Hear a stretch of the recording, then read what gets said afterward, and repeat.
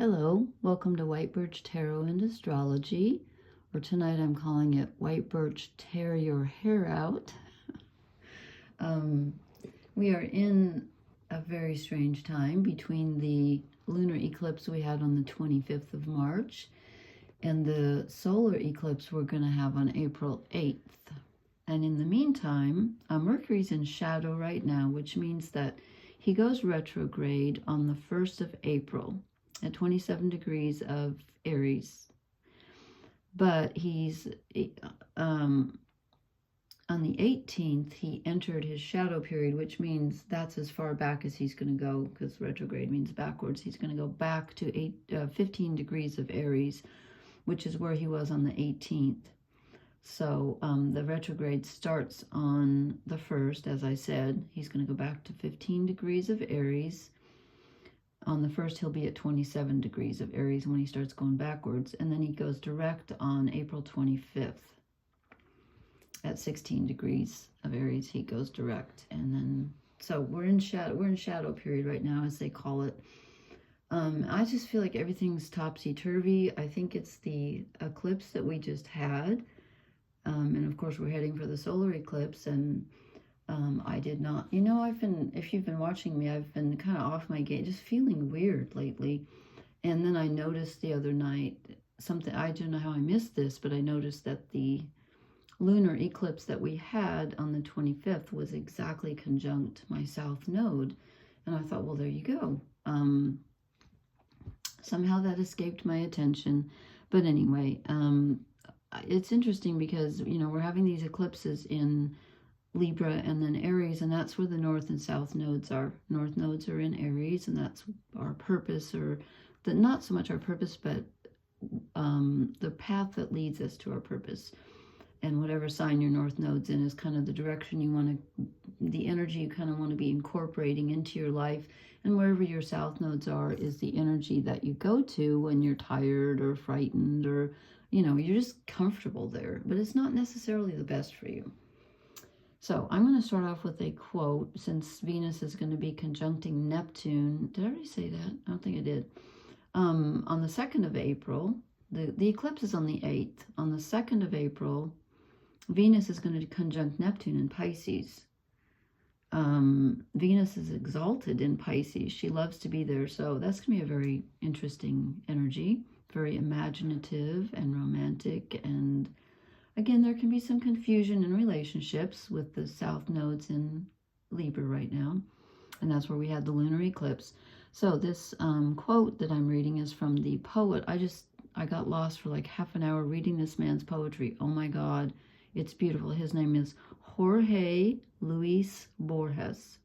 And his first name is spelled Jorge. Luis is Luis, and Borges is Borges. Oh my God, his poetry, especially, what was it, Atom Cast from Earth, Limits. Oh, I was crying. I mean, he's amazing. I know I've read him before, but anyway, here's the quote for tonight. I'm just going with the Venus quote, since Venus was conjunct Saturn on the 23rd, and she's going to be conjunct Neptune on the 2nd of April. We got a lot of Venus stuff going on. And Venus rules Libra, where the south nodes are. So, and that's where the eclipse was. Anyway, so he said this: to fall in love is to create a religion that has a fallible God. Let me read that one more time. To fall in love is to create a religion that has a fallible God. Oh my God, that's brilliant. How come I never think of things like that?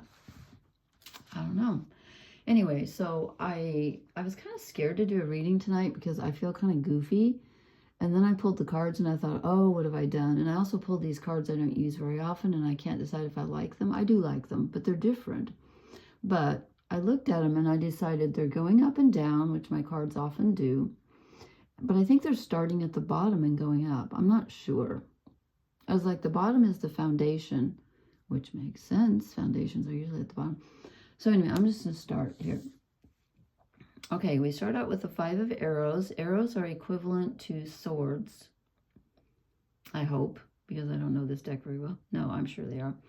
And that's frustration. And that's one thing I don't like, is when they put the word on there, because what if I have a different interpretation? But in this case, I think this is appropriate because with the eclipse and the south nodes both in Libra, relationships, and Mercury in its shadow going retrograde pretty soon, I think there's a lot of miscommunication going on, and I personally have had. Now I put. Sorry, let me change my screen a bit. I had that a little bit different. I personally have had a lot of really bad communication with people, like really bad. And so I'm feeling very frustrated. So I wonder if you are too. Let me know in the comment section. And what's underneath that is very interesting. It's balance. Let me show it to you in the upright. I feel like the screen isn't very clear. Why is that? It looks funny to me. Is that just me? Let me put it back on 1 and see if it, let's see if that is better. That's clearer. Okay.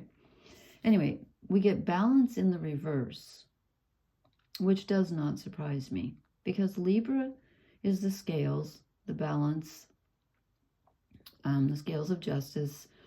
And with the north and south nodes in Aries and Libra respectively, communication, relationships, things like that are kind of going through a difficult time. And so I think it's this lack of balance and when I say balance, I'm thinking about communication, giving and taking, with people, with others, your needs versus the needs of others. They're just getting all mixed up at this time, and that's leading to this frustration. Then I drew the King of Stones, which is the King of Pentacles, wolf. And when I see this, I think about going it alone. I think about the lone wolf. And is he happy? Is he miserable? Well, probably a little of both. It's kind of time for us to do things our way. And, the North Nodes and Aries are encouraging us to go for what we want, to put our own needs first. And there's the moon, there's the full moon that we just had. Or was it a new moon that we just, no, it was full. Sorry, I'm goofy. I admit that. So he's going it alone out of necessity, and also maybe just because he wants to a bit. And then underneath that, I think this is interesting. It's the 5 of Vessels, which is equivalent to the 5 of Cups, but it's ecstasy. And what's also interesting about this card, I wish I could, you know what, I'm going to take off one of my earrings and show you. See if I can hold this up. This is a pentagram, which is also a, oh God, I pick my skin when I'm nervous. Sorry about that. That's very unattractive. I'm wearing these, and I don't want people, is that backwards? No. Yeah, it is. I was holding it back. Okay, no, nothing wrong with me. Wait a minute.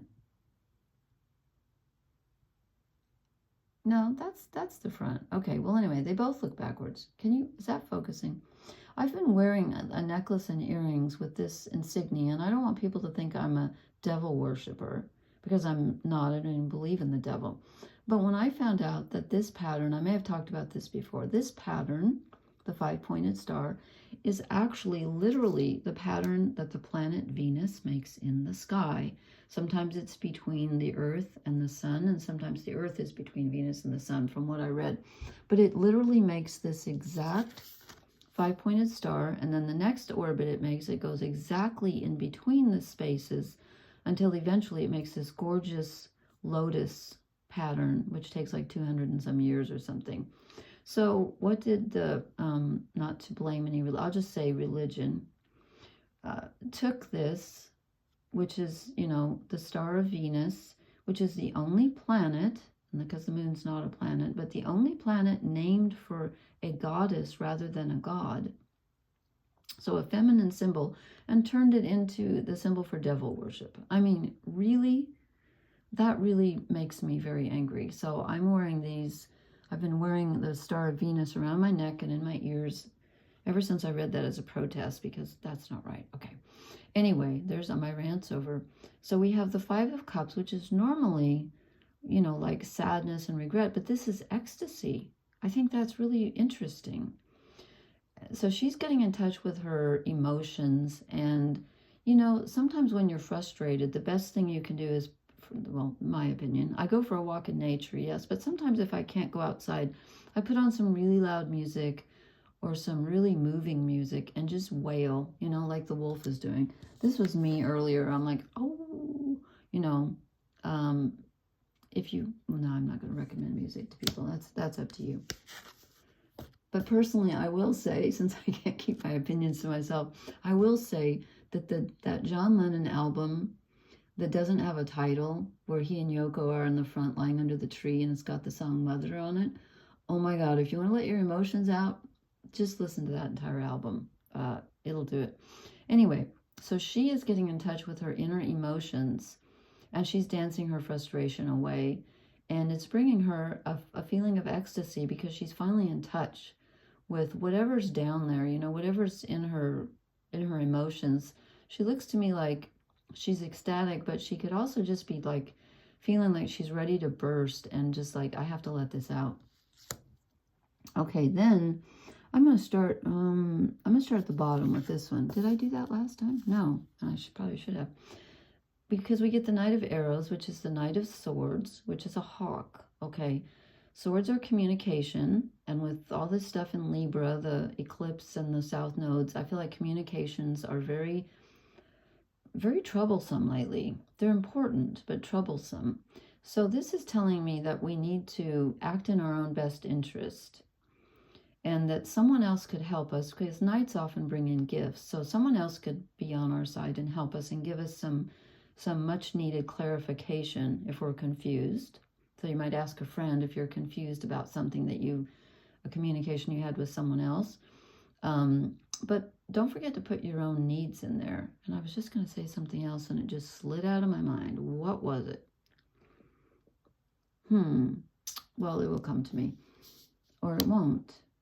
It was really important too. Okay, and then above that, we have the Queen of Swords, Queen of Arrows, the Swan. Okay, so you put yourself first. You be assertive is what you do. You be assertive, and you say, you stand up for what you believe in. And then you're in your glory. You're in control of your thoughts. Don't let other people be in control of your thoughts or what you say. Don't be a people pleaser. Libra can be that way. The Libra energy, because it's about relationships, and we want balance, but that's not always possible. Excuse me. I knew I was going to cough tonight. That's not always possible. Sometimes you need to put your own needs first, and then you will be the swan. And then which one comes first? I'm going to start at the bottom, which I should have started all along. Okay, we have a change in fortune. We have the Wheel of Fortune. Something changes. It's still being woven. I love that, because, you know, normally it's a wheel that goes around, and this one's like a t-shirt that they're still weaving. And those feathers coming off, it reminds me, do you know what a dream catcher is? It's what from Native American spirituality. I have one hanging over my bed in the spare room. It's a round thing like this with feathers hanging down. Interesting that there's the crescent moon and the sun, and we're going to have, you know, the solar eclipse coming up at the new moon in oh, come on, it's in Aries, isn't it? I think, yeah, it must be, because it's opposite. It has to be, of course, because the sun's in Aries. Yeah, pardon me. Okay, so something changes. And are we responsible for the change? Because someone's weaving this. So is Spirit weaving this? Are we weaving this? Well, both. Both of us are. Because, you know, Spirit works through us, so we have to do our end. And when we make a change, and when we feel this change and allow it to move through us, we get the Page of Bows, which is the same as the Page of Wands. And all I know about stoats is that they're like weasels. So they're very canny. They're very clever. And this is movement. We have some water moving here. this is a new, not so much an emotion, but just a new spirit in us, like the feeling of wanting to start something and getting your mojo back, where you feel like, you know, I finally feel like, that's what I was going to say. I was going to say that the Aries energy, you know, because the sun's in Aries, we're going to have the solar eclipse in Aries. This is Aries season, but it doesn't feel like it, or it hasn't felt like it to me, because it was overwhelmed by all this Libran energy with the eclipse and the nodes, and although the north nodes are in Aries, but and the what else? Something. Why is my mind going blank tonight? Just all the Piscean energy too. It just, the Aries energy, I felt like it's been in the background, but I think it's finally going to start coming out with this solar eclipse. Yes, the sun gets eclipsed, so there's some confusion there for a while, but it's a kind of an ending and a beginning.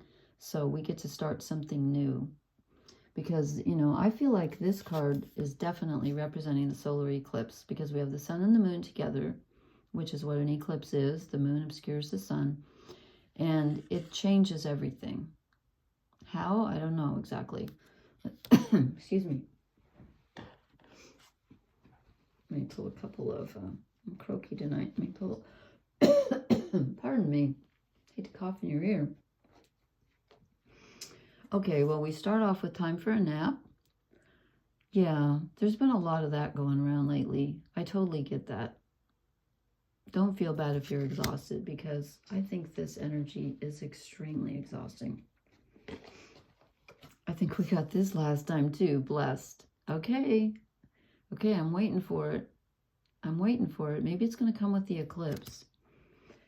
One more. Let me shuffle up here. So I feel like I keep drawing the same cards over and over. This one's crooked. Interesting. Okay, this goes along with Libra, exchanging gifts. Yeah, this is about balancing our needs and what we give to others with what they give to us. And again, it doesn't have to be exact. You know, if I give someone a dime, they don't have to give me a dime in return. That's not what I mean, but it does need to be reciprocal. And so this is time for any relationships that are not, that do not have an equal footing. And again, equal doesn't mean exact. It just means if I'm going to give something to you, you better give something in return, whether it's respect or kindness or something. You know, don't just give if you're getting nothing in return. This is card number 27 if you're interested.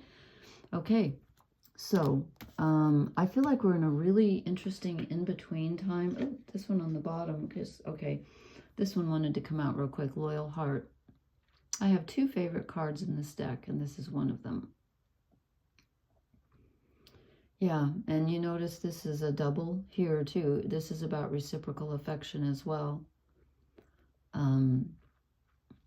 Yeah, it's the scales, it's Libra. It's balancing relationships and being loyal to yourself as well as to others. Okay. Anyway, I started to say, I feel like we're in a very liminal, you know, in-between time right now, between the eclipses, and it's just like, forgive yourself if you can't get anything done and you need to take a nap. That's perfectly understandable.